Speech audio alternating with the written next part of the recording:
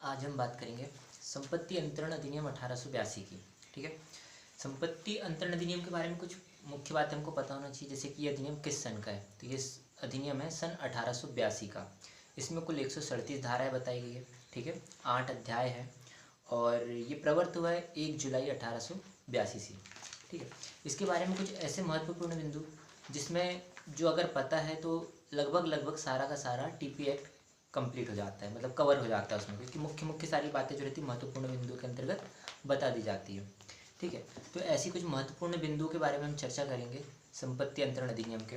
तो सबसे पहला बिंदु ये है कि संपत्ति अंतरण अधिनियम 1882 के अधिनियम का उद्देश्य है पक्षकारों के कार्यों द्वारा किए गए संपत्ति अंतरण से संबंधित विधि के कतिपय भागों को परिभाषित और संशोधित करना।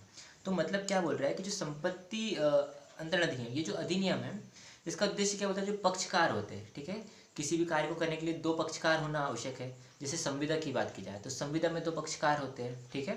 वैसे ही संपत्ति अंतरण के लिए भी दो पक्षकार होते हैं, ठीक है। तो एक व्यक्ति क्या करेगा, अंतरण करेगा, ठीक है, और किसी व्यक्ति को अंतरण कर रहा है, तो ठीक है, एक सामने दो व्यक्ति हो जाते हैं कुल मिला के, ठीक है। तो क्या करना है, ऐसे पक्षकारों के कार्यों और इस संबंधित कुछ विधि है जिसको परिभाषित करने के लिए क्या किया गया, इसको संशोधित किया गया।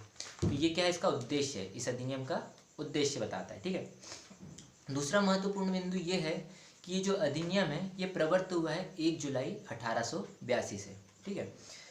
तीसरा है कि इसमें बताता है कि खड़ा काष्ठ, ठीक है, उगती फसल व घास जो है संपत्ति अंतरण अधिनियम की धारा जो 3 है उसके अंतर्गत स्थावर संपत्ति में शामिल नहीं है।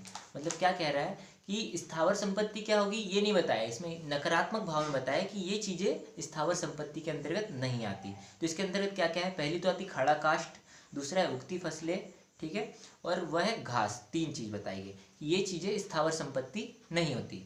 बाकी क्या होगी उसकी परिभाषा में ऐसा कुछ नहीं लिखा है, ठीक है।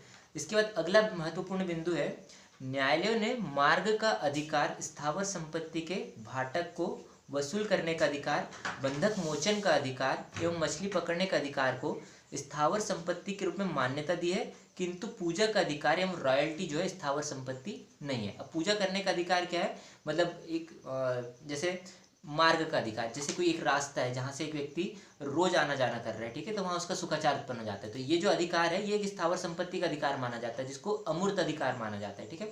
स्थावर संपत्ति में 2 प्रकार के अधिकार होते हैं, पहला होता है मूर्त अधिकार, दूसरा होता है अमूर्त अधिकार। मूर्त अधिकार वो अधिकार होता है जो संपत्ति, जैसे संपत्ति का एक स्वामी होगा तो उसको संपत्ति का मतलब व्ययन करने का, उसको अंतरण करने का, ये सारे अधिकार उसको प्राप्त होते हैं।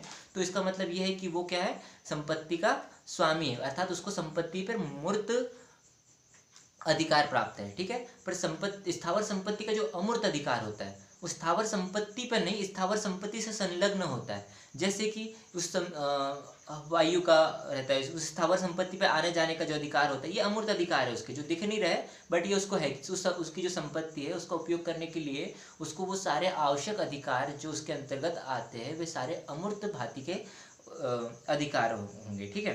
तो इसी प्रकार की बात करें, जैसे मार्ग का अधिकार बोल रहा है, स्थावर संपत्ति के जो भाटक होते हैं उसको वसूल करने का अधिकार, जैसे कि बाजार का ठेका दिया जाता है तो उस प्रकार की चीज़ को जो पैसा वसूला जाता है, तो ये सारे क्या अमूर्त प्रकार के। अब संपत्ति नहीं बेची जाती, ठीक है, संपत्ति पर बाजार लग रहा है तो वहाँ पे पैसा वसूलने के लिए ठेका दिया जाता है, तो वो अमूर्त भांति का स्थावर संपत्ति का अमूर्त अधिकार है, ठीक है।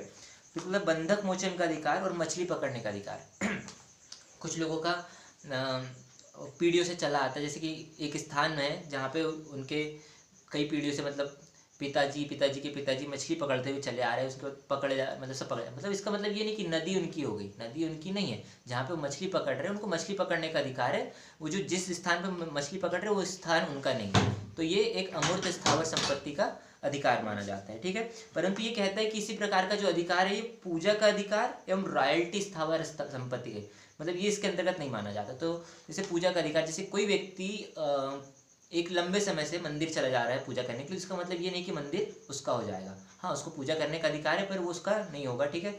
तो ये इसके अंतर्गत नहीं आता, इसको इसमें शामिल नहीं किया गया है। और एक अगला महत्वपूर्ण बिंदु है जिस पर हम ध्यान देंगे, वो कहता है अनुज्ञप्ति से संपत्ति में हित उत्पन्न नहीं होता, ठीक है। अनुज्ञप्ति जो होती है उससे संपत्ति में हित कभी उत्पन्न नहीं होगा। अगला महत्वपूर्ण बिंदु, लिखित से अवसीत लिखित अभिप्रेत है। तो कहते हैं लिखत बताएगा, इसमें लिखत शब्द जो है इसका बहुत अत्यधिक इस जगह पे उपयोग किया गया है। तो लिखत से क्या है, तो लिखत क्या होती है, तो इसमें ये बताया परिभाषा में कि लिखत से अवसीयति लिखत अभिप्रेत है, ठीक है। अगले बिंदु पर ध्यान देंगे, संपत्ति अंतरण अधिनियम की धारा 3 के अंतर्गत किसी दस्तावेज के अनुप्रमाणन से आशय 2 या अधिक साक्षी द्वारा अभिप्रमाणित है। मतलब अनुप्रमाणन क्या होगा, अनुप्रमाणन से तात्पर्य सिर्फ इतना है कि 2 व्यक्ति इस बात की पुष्टि करते हैं कि हाँ मैंने देखा उसने हस्ताक्षर किया, ठीक है। वो उसमें क्या लिखा था उससे उनको कोई मतलब नहीं, ठीक है। वो एक दस्तावेज है, उसमें क्या लिखा है उससे वो 2 साक्षियों को कोई मतलब नहीं। बस हाँ वो ये इस चीज़ को प्रमाणित करते कि हाँ कि मैंने देखा किसने हस्ताक्षर किया था।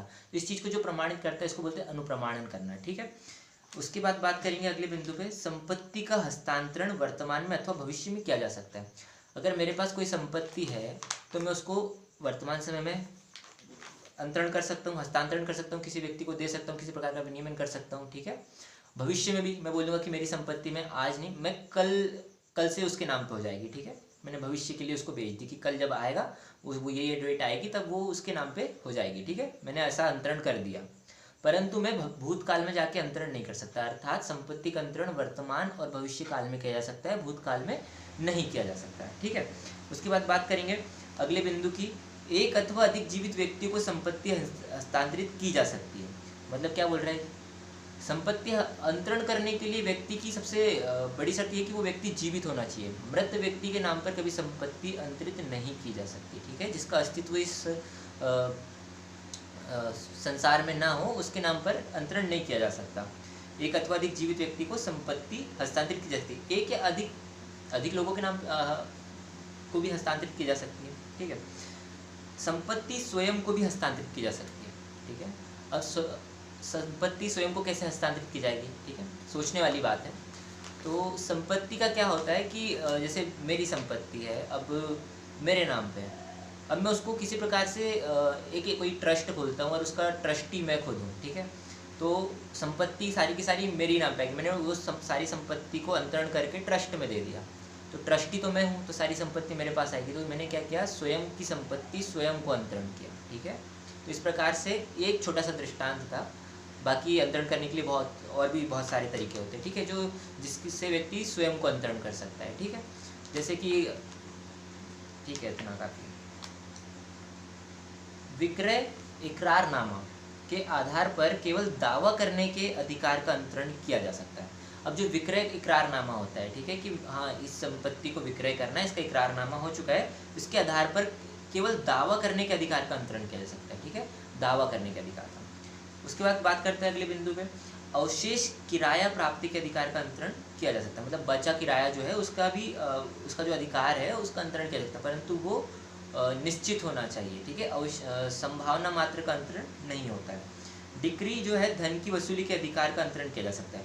अब डिक्री धन की वसूली के अधिकार, अगर न्यायालय ने किसी पक्षकार के पक्ष में डिक्री पारित कर दी, ठीक है, तो डिक्री क्या है, निश्चय, ठीक है, न्यायालय का आदेश है, निश्चय वो होने वाले, कोई धन की डिक्री है कि इस व्यक्ति से फला व्यक्ति से इतना इतना धन लेना है, तो वो जो धन की डिक्री है, अगर आपको किसी अन्य व्यक्ति को धन देना है तो आप डिक्री का अंतरण कर सकते हो कि हाँ ये डिक्री मेरे पक्ष में है और जब ये पैसा मेरे पास आने ही वाला है, मतलब आ ही गया, डिक्री है मतलब आ गया, ठीक है, तो इस डिक्री का अंतरण आप किसी अन्य के पक्ष में कर सकते हो कि हाँ ये जो भी धन मेरे पास आने वाला था आप इस व्यक्ति को दे दीजिए, ठीक है। इस प्रकार से हो सकता है, डिक्री का अंतरण हो जाता है। वसीयत द्वारा भविष्य निधि राशि प्राप्ति अधिकार का अंतरण नहीं किया जा सकता। ये बिंदु क्या कह रहा है, वसीयत द्वारा भविष्य निधि राशि प्राप्त, जैसे कि मेरे नाम पे एक वसीयत है और मेरे को पता है कि मेरे नाम पे एक वसीयत है, पर मिलेगी कब, उस व्यक्ति के मरने पे जिसने मेरे नाम पे वसीयत किया है, ठीक है, परंतु वो मरने के पहले जितनी बार चाहे वसीयत को बदल सकता है, तो ये खाली एक संभावना मात्र है। तो जब तक कोई व्यक्ति जीवित होता है तब तक उसका कोई उत्तराधिकारी नहीं होता, उत्तराधिकारी होता है पर उसके नाम पर संपत्ति नहीं होती, उसका संपत्ति पे कोई अधिकार नहीं होता। तो इसी प्रकार से वसीयत का में जो भविष्य में प्राप्त जो निधि है वो क्या है, एक संभावना मात्र है, अर्थात इसका अंतरण नहीं किया जा सकता। इसके बाद बात करेंगे हम अगले बिंदु की, निहित हित, समाश्रित हित एवं पट्टाधारी का हित तो अंतरणीय होता है, किंतु केवल उत्तराधिकार की संभावना अंतरणीय नहीं है। अब जैसे निहित हित, किसी संपत्ति में किसी व्यक्ति का हित निहित है तो उसका अंतरण कर सकता है। अगर समाश्रित है, किसी घटना पर आश्रित है तो भी कर सकता है। पट्टाधारी का हित है तो अंतरणीय होता है, किंतु केवल उत्तराधिकार की संभावना अंतरणीय नहीं होती है। जैसे कि किसी के पिता के पास बहुत सारी संपत्ति है, उसका पुत्र होने के नाते वो बोलेगा कि जब मेरे पिता की संपत्ति मेरे नाम पे आएगी तब ये सारी संपत्ति मैं तुमको दे दूंगा, या फिर मेरे नाम पे आने वाली सारी संपत्ति मैं अंतरण करता हूँ, उसको मैं हस्तांतरण करता हूँ, ठीक है, जब भी मेरे नाम पे आएगी तब वो तुम्हारे पास चली जाएगी। तो वो जब एक जीवित व्यक्ति है और उसका उत्तराधिकारी है तो संभावना मात्र है कि उसकी संपत्ति उसके पास आएगी, क्योंकि जब तक संपत्ति उसके पास आएगी उसके बीच में वो अन्य कहीं व्यतीत हो सकती है। जो उसका मालिक है, उसका स्वामी है, भूस्वामी है स्थावर संपत्ति का, वो उसको कहीं और विक्रय कर सकता है। जरूरी नहीं है कि उसके उत्तराधिकारी के पास सारी संपत्तियाँ है, ये मात्र एक संभावना मात्र होती है कि हाँ मिल सकती है ना, मिलेगी, ये एज इट इज़ नहीं होता। तो इसीलिए ये संभावना मात्र का अंतरण नहीं होता, अर्थात उत्तराधिकार मात्र होने की संभावना के कारण किसी भी संपत्ति का हस्तांतरण नहीं किया जा सकता। उसके बाद बात करेंगे चढ़ावा प्राप्त करने का अधिकार, प्रमाणित क्षतिपूर्ति राशि प्राप्त करने का अधिकार एवं पुनः क्रय का अधिकार अंतरणीय है, किंतु लोक अधिकार का वेतन उसके देय होने के पश्चात अंतरणीय नहीं होता। लोक अधिकारी का जो वेतन होता है उसके देय होने के पश्चात अंतरणीय नहीं होता। मतलब चढ़ावा प्राप्त करने का अधिकार, अगर किसी मंदिर की बात कर ली जाए, वहाँ चढ़ावा आ रहा है तो ठीक है, प्राप्त करने का अधिकार किसी व्यक्ति का हो सकता है, जैसे पंडित का रहता ही है कि वो सारा चढ़ावा लेगा। प्रमाणित क्षतिपूर्ति राशि प्राप्त करने का अधिकार, अब प्रमाणित कोई क्षतिपूर्ति है तो इसकी राशि प्राप्त करने का भी अधिकार हो सकता है। पुनः क्रय का अधिकार, ठीक है, पुनः क्रय का अधिकार अंतरणीय है, वापस से खरीदने का अधिकार उसको अंतरण किया जा सकता है, ठीक है। किंतु लोक अधिकारी का वेतन, लोक अधिकारी मतलब सीधा समझेंगे अपनी भाषा में सरकार का सेवक हो सकता है लोक अधिकारी, ठीक है, गवर्नमेंट सर्वेंट होता है, उसका जो वेतन रहता है उसका अंतरण नहीं किया जा सकता कि उसका वेतन आने से पहले ही अंतरण नहीं हो पाएगा, ठीक है, उसके देय होने की वजह अंतरण नहीं होगा। उसके बाद बात करेंगे अगले बिंदु की, प्रत्येक व्यक्ति जो संविदा करने के लिए सक्षम हो और अंतरणीय संपत्ति का हकदार हो या अंतरणीय संपत्ति की जो उसकी अपनी नहीं है व्ययन के लिए प्राधिकृत हो, अंतरण करने के लिए सक्षम होता है। ये यही बात कर रहा है, अंतरण करने के लिए कौन सक्षम होता है, तो सीधी सी बात ये बोलता है कि अंतरण करने के लिए कौन सक्षम होगा, जो संविदा करने के लिए सक्षम है वह अंतरण करने के लिए सक्षम है, ठीक है। तो प्रत्येक व्यक्ति जो संविदा करने के लिए सक्षम हो, ठीक है, और अंतरणीय संपत्ति का हकदार हो, मतलब कि जिस संपत्ति का वह अंतरण कर रहा है वो संपत्ति उसकी खुद की होना चाहिए, उस संपत्ति पे उसका हक होना चाहिए, ठीक है, संविदा करने के लिए सक्षम होना चाहिए। जिस संपत्ति का वो अंतरण कर रहा है वो संपत्ति उसकी खुद की होनी चाहिए, ठीक है। अंतरणीय संपत्ति की जो उसकी अपनी नहीं है व्ययन के लिए प्राधिकृत वो अंतरण करने के सक्षम होता है, ठीक है।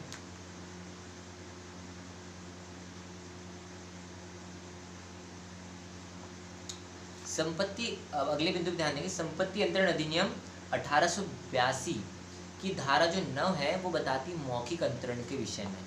तो मौखिक अंतरण किन चीज़ों का किया जा सकता है, किन चीज़ों का नहीं किया जा सकता है, तो इसमें 2 चीज़ें बताऊंगा। अगर 100 रुपये के मूल्य से अधिक की स्थावर संपत्ति है तो उसका मौखिक अंतरण नहीं हो सकता, ठीक है, तो उसके लिए लिखित रूप में अंतरण किया जाता है। परंतु 100 रुपये के मूल्य से कम की स्थावर संपत्ति है तो उसका अंतरण मौखिक किया जा सकता है। अगर किसी भूमि को पट्टे पे देना हो या किराए पे, जो भी कुछ हो सकता है, ठीक है, तो उसमें अगर 12 वर्ष या उससे अधिक के समय के लिए अगर अंतरण किया जाता है तो वो लिखित होना चाहिए, परंतु 12 वर्ष से कम समय का हो तो वो मौखिक किया जा सकता है, ठीक है। तो ये तो मौखिक अंतरण के विषय में धारा 9 बोलती है। उसके बाद आगे बढ़ेंगे, संपत्ति अंतरण अधिनियम 1882 की धारा 9 यह प्रावधान करती है कि अंतरण मौखिक भी हो सकता है, ठीक है। अन्य संक्रमण अवरुद्ध करने वाली शर्त संपत्ति अंतरण अधिनियम 1882 की धारा 10 में उपबंधित है।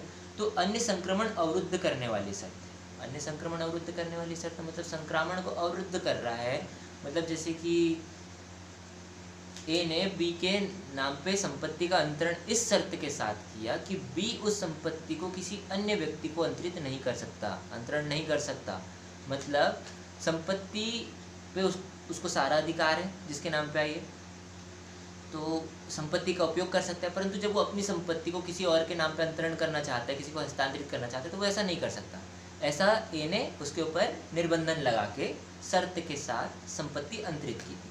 ठीक है, तो ये धारा जो 10 है ये यही बताती है कि जब इस प्रकार की शर्त लगाई जाती है, ठीक है, कि संपत्ति का अंतरण नहीं कर सकते, ये पूर्ण निर्बंधन है एक प्रकार से, तो इस प्रकार का जो निर्बंधन रहता है शून्य होता है। अंतरण वैध होगा, शर्त जो रहेगी वो शून्य होगी। ठीक है, परंतु अगर आंशिक शर्तें लगाई जाती है कि आप जो है इस संपत्ति को अपने ही कुटुंब के किसी सदस्य को दोगे या अपने ही भाई को पहले दोगे, जिसे पूर्व क्रय का अधिकार कहा जाता है। ठीक है, तो पहले उस व्यक्ति से पूछा जाएगा कि आप क्या इस संपत्ति को बाजारी मूल्य पर जितने में वो विक्रय कर रहा है उतने में वो लेने में अगर सक्षम है तो सबसे पहले उसको बेची जाएगी। अगर वो नहीं ले पाता है तो फिर बाद में आप बेच सकते हो। तो आंशिक निर्बंधन जो है वो लगाए जा सकते हैं, परंतु अगर पूर्ण निर्बंधन लगाए जाते हैं तो वो ऐसी शर्तें जो रहती है वो शून्य हो जाती है। ठीक है, यही धारा 10 बोलती है अन्य संक्रमण अवरुद्ध करने वाली शर्त। अगला बिंदु देखेंगे, संपत्ति अंतरण अधिनियम 1882 की धारा 11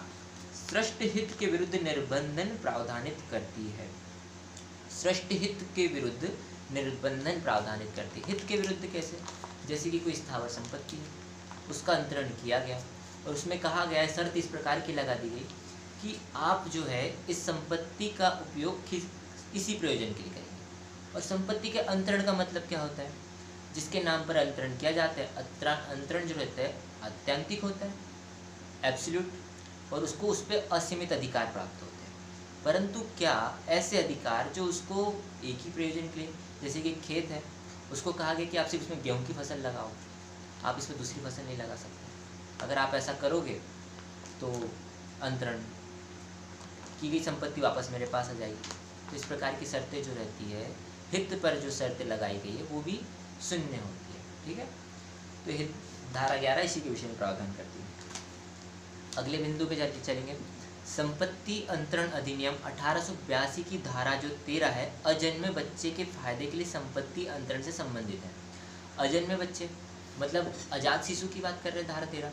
ऐसा शिशु जिसका जन्म ही नहीं हुआ है उसके नाम पर संपत्ति का अंतरण करना है, कैसे की जा सकती है? और अंतरण की संपत्ति अंतरण की परिभाषा में कहता है कि जब एक जीवित व्यक्ति किसी अन्य जीवित व्यक्ति के नाम पर ही संपत्ति का अंतरण कर सकता है, पर अजन्मा व्यक्ति वो जीवित है या नहीं है इस विषय में थोड़ा यह है। तो अजन्मे बच्चे के फायदे, इसमें धारा 13 बहुत अच्छे से क्लियर करती है कि किस प्रकार से अजन्मे बच्चे के नाम पर संपत्ति का अंतरण किया जा सकता है और किस कंडीशन में नहीं किया जा सकता है। तो सकारात्मक और नकारात्मक दोनों रूप से धारा 13 जो है बताती है। उसके बाद अगले बिंदु पे चलेंगे, संपत्ति अंतरण अधिनियम 1882 की धारा जो 14 है वो बताती है शाश्वतता के विरुद्ध नियम उपबंधित करती है। किसका नियम बताती है? शाश्वतता के विरुद्ध नियम ये बताती है। संपत्ति अंतरण अधिनियम की धारा 19 के अंतर्गत प्रावधानित किया गया है कि निहित हित कब्जा प्राप्त करने से पहले अंतरित की मृत्यु हो जाने से विफल नहीं हो जाता। ठीक है, आज के लिए इतने ही बिंदु देखेंगे, मिलते हैं नेक्स्ट वीडियो।